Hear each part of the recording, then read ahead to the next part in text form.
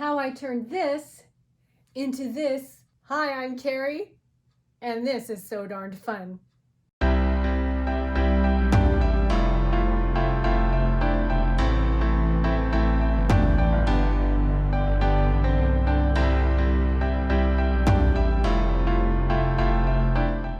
So what I'll first show is the draping and the shaping, and then the cutting and the sewing, and then the application of trim. What I have right here are 2 wool blankets that we got from Lithuania, and they're both folded in half right now. This one and this one. What my plan is to use one for the back, one width for the back, opened up this way. And then the other one I'm going to cut in half down the fold and make 2 fronts. So I'll cut it right here, and then we'll have half for the right front, half for the left front, and then sew them at the shoulders and then shape the shoulders. I'll show you that, but I just wanted to show you the fabric first. The very first thing that I need to do is get rid of these fringes. We don't want fringes on our cloak. 2 edges of each blanket have fringes on them, but we are not interested in that, so let's get rid of these so they don't disturb our visual.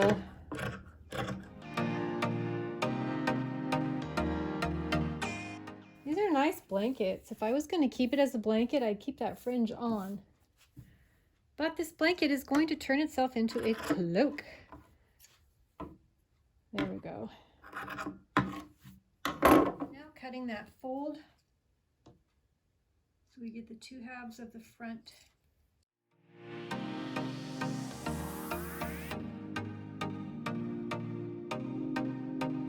This piece is going to be our back.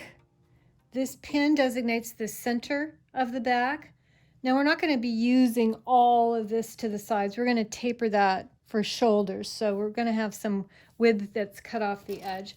But what I need right now is to space off right here 7 inches for the back neck, because we don't want to sew the front pieces to the back neck. We want to leave some area there. So let me measure off 3.5 inches on each side of my center pin.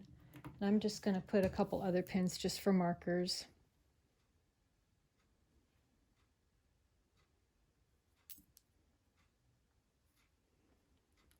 Then I don't need the center pin anymore. I'll just remove that. So that's our back neck area. Here I have the 2 front pieces, right sides together with the 1 back piece. My first step here is I'm going to sew from the pins to each respective edge. This really would be the shoulder seam, but we're not going to leave it straight across like that. I'm just going to sew it right now so that I can drape it on the dress form and figure out how I want to carve in the seams to give some curving around the shoulder. So we're not going to leave it straight, but we're just going to do it to make it easier to drape. Here we go with the draping part of the cloak. You can see I've got this pinned. You can see maybe the dimples of the pins. They're actually on this side here. But I've got a shape around the shoulder. This is the side with the arm, remember, and I've tried this on myself, and this curve gives a pretty good fit down like so. This is not as long as it's going to be, but we're going to just do 1 step at a time. First, I'm going to do the shoulder shape, and then once that's done and I can trim off all this extra bulk, then I'll look at the length. But I'm already thinking ahead of myself, and I'm thinking it might look really cool to have the length kind of taper so that just a little bit of this blue is showing, so that the front edge actually kind of comes down straight and then tapers down just a little bit, and then kind of follows the shape of the blue dress around the back. But like I said, I'm kind of a step ahead of myself. The front opening here, I have this just pinned under because it will be kind of more of a rounded opening in the front with a slit down the front. Not gonna have, I have not pinned this side. This looks more like a shepherd thing that you might see in a Christmas play or something, but there's not gonna be armhole openings. The arms are going to come out the front. That's also one of the reasons I didn't want to leave it really long in the front, because if it's long all the way down the front and it's just held with a clasp at the neck, every time you need to get your arm out to do something, it really pulls on that. I'm thinking if it's just a tiny bit shorter around the front, then it's not pulling. Your arm is able to come out just a little bit more. That's my thought anyway. So I'm going to pin the other side. I'm gonna mark it, and then I'll go ahead and sew it and trim off that extra, and then I will meet you back here when we'll talk about the length.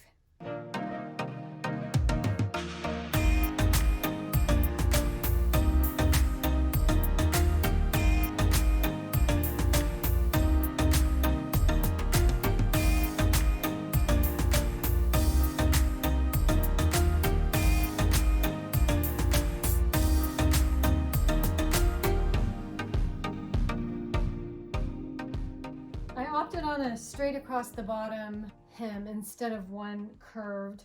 One of the reasons is because Octavia had wanted one that was a little bit longer in the front than one that she already had. And so in doing some measuring, I thought it'd just be best to go ahead and just make it straight across, simple, with the dress will be the feature, not necessarily the cloak. So I've cut that across the bottom, got rid of all that bulk. It's a lot nicer without that bulk. And so let us draw the neckline. I'm going to follow this red dress with the neckline here. Of course, we know that the neckline will be, after it's finished off, it'll be a little bit farther down. But I think that's good. Good coverage there. I'm going to draw a little bit. No, I'm going to leave the back the way it is. If it goes up a little bit on the back of the neck, that'll just provide warmth. Okay, let's cut that out. One exciting thing that I've been working on all the while sewing on Saxon gown is I came up with an embroidery that I was thinking of trimming the cloak in, and I found a motif, a line drawing from the actual Sutton Hoo helmet that was discovered, and I took that little portion and created an embroidery. Let's find the good end here.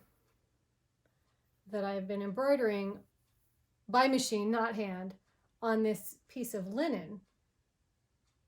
This linen is left over from one of the Norse gowns that we made, and so I've got all these motifs, and so this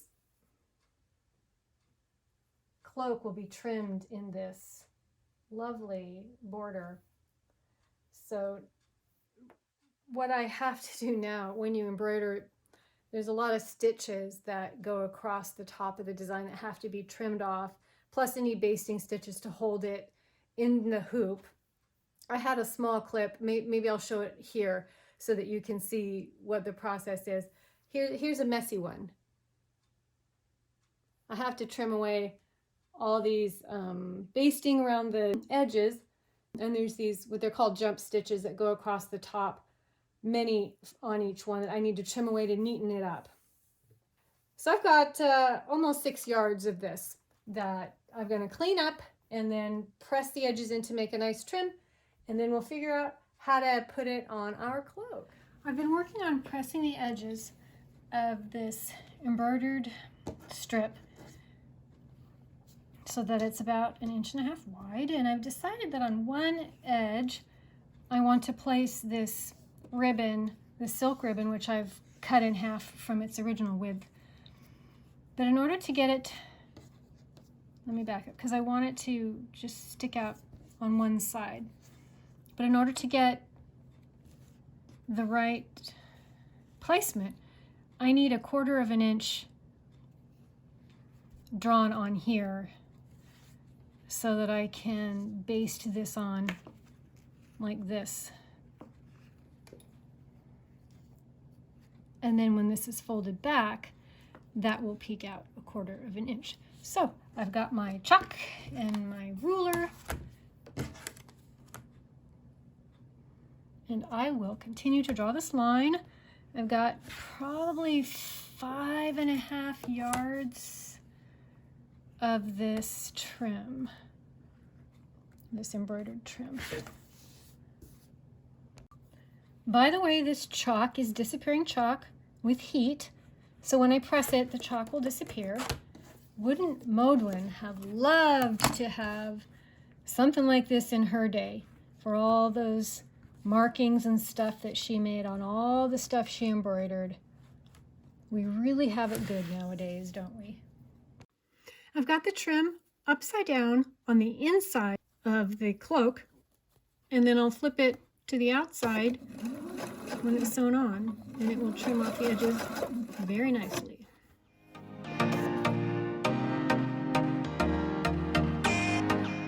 Now turn to the right side and pressed. That just might work.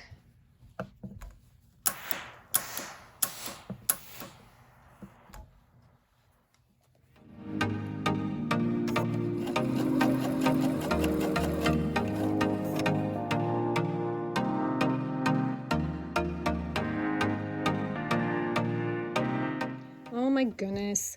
I filmed some footage on how I made the facing for the neck edge and how I pressed it and then was top stitching it and realized that I did it in slow-mo for some reason. I accidentally hit the wrong thing. So all that footage is gone. I'm sorry. But anyway, so I've got a facing on here. My next step is to turn it to the inside, press it, and then this edge gets pressed under and hand stitched to the inside of this cloak. That's what I'm going to do now. Here's the neck edge, folded under and pinned. Now those of you who are familiar with sewing might wonder if I, and if I didn't, why, clip on the neck edge, because typically a sewing rule is that if there's a curve, you clip around the curve. The reason I did not is because this is such a loose weave that I was concerned if I clipped, then it might cause shredding. The second reason is because it is a loose weave, it's easier for it to spread or compress into the way that I want it. And so it looks like it's lying really well without needing to do the clipping. So that's my explanation. Now to the hand sewing.